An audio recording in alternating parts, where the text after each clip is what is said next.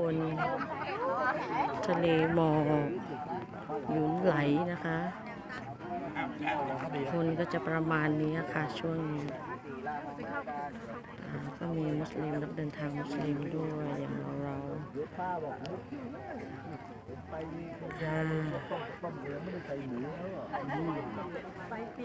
ค่อนข้างจะเยอะในร่วมเดินทาง